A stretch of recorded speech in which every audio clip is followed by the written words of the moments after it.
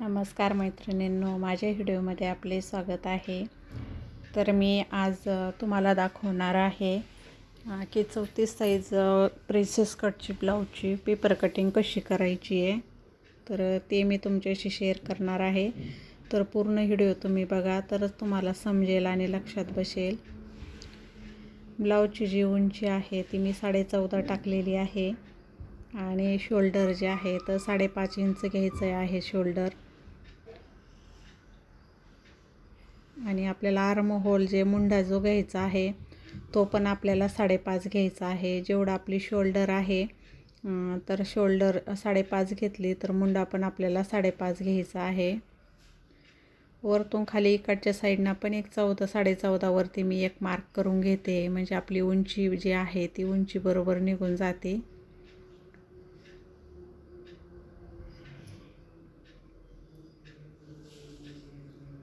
उंची म्हणजे तयार ब्लाऊजची उंची 13.5 आहे, तर आपण त्याच्यामध्ये 1 इंच वाढवून घेतलेला आहे, म्हणजे 13.5 आहेत, आपण 14.5 घेतलेला आहे. आपण जिथं उंची घेतली आहे खालच्या साईडनं अशी सरळ रेषा आखून घ्यायची आणि जो आपण मुंड्याचं जे माप टाकलेलं आहे तिथं पण अशी सरळ रेषा आखून घ्यायची. नंतर आपलं छातीचं माप टाकायचं, कारण 34 साईजचं ब्लाऊज असल्यामुळं छातीचा चौथा भाग जो आहे चौथा भाग टाकायचा आहे आपल्याला 8.5 इंच. तर 8.5 इंचावरती एक मार्क करायचा आणि 2 इंच जे आहे आपण ते मार्जिंगसाठी एक्स्ट्रा घेणार आहोत, 2 इंच घ्यायचं ते. आणि याची अशी पण रेषा अशी आखून घ्यायची आणि इकडच्या साईडनं सरळ रेषा आखून घ्यायची, कारण खाली कमरची उंची वगैरे तर ती मी कमरची उंची कमरची आपली फिटिंग असते ना ती काही मी इथं टाकलेली नाही आहे. गळा रुंदी जी आहे गळा रुंदी 2.5 इंच घ्यायची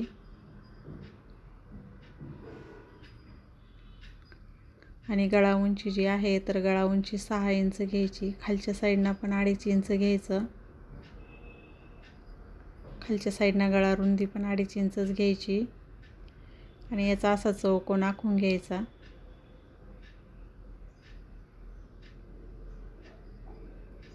चौकोन आखून घेतल्यानंतर असा गळ्याचा जो आकार आहे तर असा गोल आकार देऊन घ्यायचा. हे बघा असं 1 इंचावरती 1 इंच असं वरती घ्यायचं, एक पॉईंट द्यायचा तिथं आणि मग तिथून तुम्ही गळ्याला आकार देऊ शकता.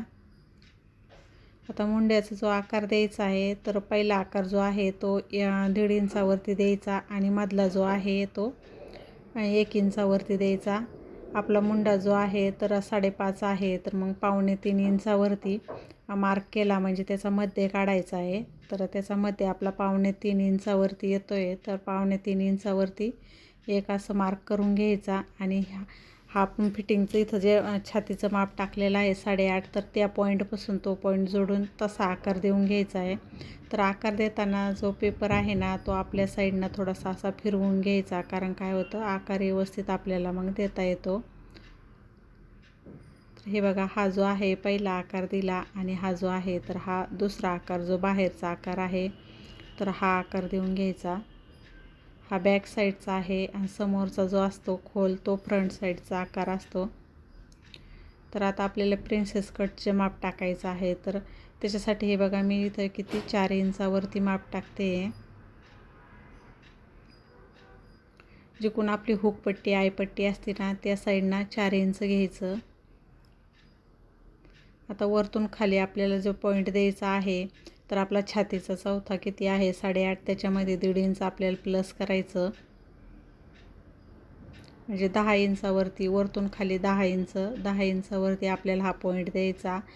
परत आपल्या पट्टीकडून आपली क्रॉसपट्टी आयपट्टी आहे त्या साईडनं आपण इथं किती 4.5 इंच घेणार आहोत. 4.5 इंचावरती ते डॉट आला पाहिजे, म्हणजे ही जी रेष आपल्याला आखून घ्यायची ही रेष सरळ येत नाही आहे, थोडी अशी क्रॉसमध्ये घ्यायची.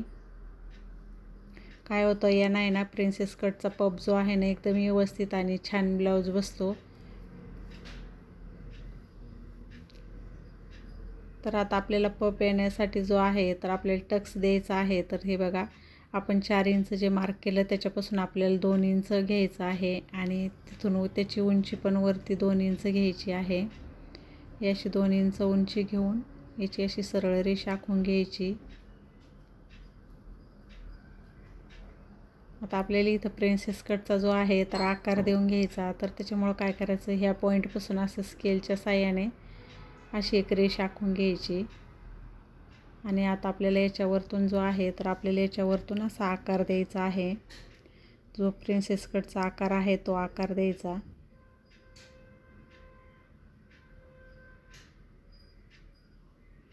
हा बघा, हा जो आहे तर ह्या पॉईंटला आपल्याला असा टच करून घ्यायचा आणि मग असा वरती आकार द्यायचा. तर हे असा आकार जो आहे ना, तर असा आकार आला पाहिजे प्रिन्सेस कटला.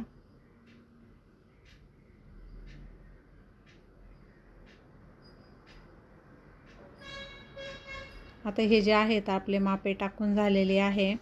आणि आपल्याला जे आता आपण इथं 2 इंच जे हे केलेलं आहे, टक्ससाठी जे घेतलेलं आहे आपण 2 इंच, ते आपल्याला साईडनं 2 इंच वाढवून घ्यायचं आहे. किंवा साईडनं जरी तुम्ही नाही वाढवलं, जेव्हा तुम्ही ही पेपर कटिंग जेव्हा कपड्यावरती ठेवून कट करता तर कपड्यावरती तुम्ही वाढवून घेऊ शकता. कपड्यावरती खालच्या साईडनं 2 इंच आणि वरच्या साईडला 1 इंच असं वाढवून घ्यायचं. जरी तुम्ही पेपर कटिंगमध्ये नाही वाढवलं तरी, कारण की मी पेपर कटिंग करताना फ्रंट साईड आणि बॅक साईड दोन्ही पण ह्याच पेपरमध्ये कट केलेलं आहे. त्याच्यामुळं मी याच्यामध्ये वाढवलेले नाही आहे मापे. आता जे मापे वाढवायचे आहे ते कपड्यावरती आपल्याला ठेवून मग कपडा कट करतो ना आपण तेव्हा कट करताना आपल्याला वाढवायचं आहे ते मापे.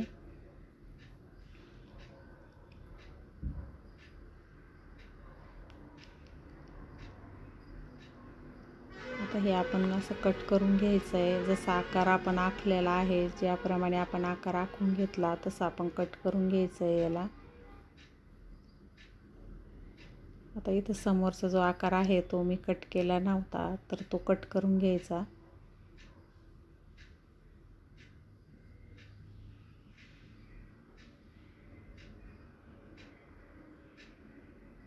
आता हा जो इथं आपला कपडा एवढा आहे ना, तर एवढा इथं पेपर मधला हे जर निघून गेलेला आहे ते आपल्याला वाढवून घ्यायचं आहे. तर आपला असा प्रिन्सेस कट येईल बघा. आणि हा जो आता मधला जो आता गॅप आहे तो आपल्याला कपड्यावरती इकडं वाढवून घ्यायचा आहे. आपण कपड्यावरती त्याला नंतर वाढवून घ्यायचं. जेव्हा आपण ब्लाऊज पीसवरती ठेवून कट करू ना, तर त्यावेळेस वाढवून घ्यायचं. आता हा बॅक साईडचा पार्ट आहे, तर याच्यावरती पण आपण मागचे ब्लाऊजचा जो आहे तर मापे घ्यायची. तर गळारुंदी जी आहे ती मी 2.5 इंच गळारुंदी घेतलेली आहे. आणि खालच्या साईडनं जे आहे 3 घ्यायचे आहे, कारण आपल्याला डीप नेक जर पाहिजे असाल तर त्यावेळेला खालच्या साईडनं जो आहे ना, तर आपल्याला मापे ना तर 1/2 इंच वाढवून 3 इंच घ्यायचं. तुम्ही 3.5 इंच पण घेऊ शकता. आणि नंतर असा गळ्याचा गोल असा आकार देऊन घ्यायचा. आणि हा गळा असा कट करून घ्यायचा. म्हणजे एकदम व्यवस्थित असा हा जो आकार आहे ना, अशा प्रकारे जर दिला तर गळा एकदम असा छान बसतो. ज्यांना कोणाला डीप नेक पाहिजे ना, तर अशा प्रकारे गळा कट करायचा. तर हा 34 साईजचा ब्लाऊज आहे. तर आता आपल्याला कपड्यावर ठेवल्यानंतर मी याची ह्या साईडनं 1 इंच वाढवायचं आणि ह्या साईडनं 1 इंच वाढवून घेणार आहोत आणि खालच्या साईडनं 2 इंच वाढवून घ्यायचं आहे आपल्याला, जेव्हा आपण कपड्यावरती ठेवून कट करू तेव्हा. तर तुम्हाला म्हणजे मी जे ही कटिंग केली ती समजली का, ते पण तुम्ही मला कमेंटद्वारे कळवा. आणि नाही समजली ते पण तुम्ही कळवा, कारण की मग मला सुधारणा करता येईल. तर माझा तुम्ही व्हिडिओ बघितल्याबद्दल धन्यवाद.